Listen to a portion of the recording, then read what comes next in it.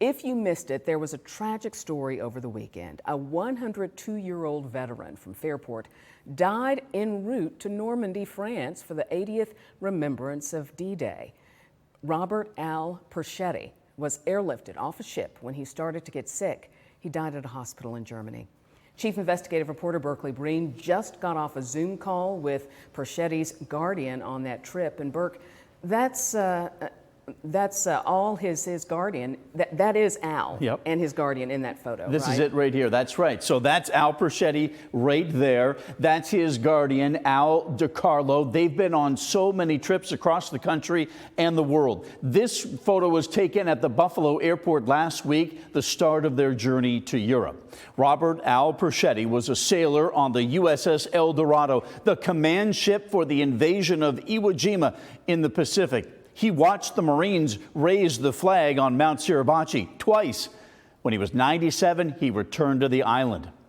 After the war, he was a carpenter and taught at Edison Tech. He would return to the schools, two schools, his entire life, telling stories about the heroes in the war and the lessons learned. He flew to Hamburg, Germany, and boarded a ship to Normandy. After Persichitti was airlifted from that ship in the North Sea and the ship docked at Amsterdam, Al DiCarlo got off the ship and drove to be with his friend. But Persichitti died in the German hospital before DiCarlo could reach him. I don't associate him with where I am right now, but when we get home and it's time to go out to breakfast or take him to Walmart or Aldi's, it's going to be a little adjustment for me. But no regrets. He taught us how to live every day to the fullest, and he left his tank empty. You just saw a photo of his 102nd birthday. That was back in April.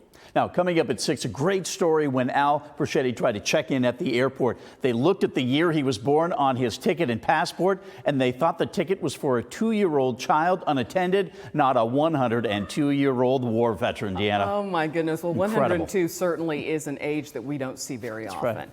Right. So, Burke, what happens to Perschitti's body right now?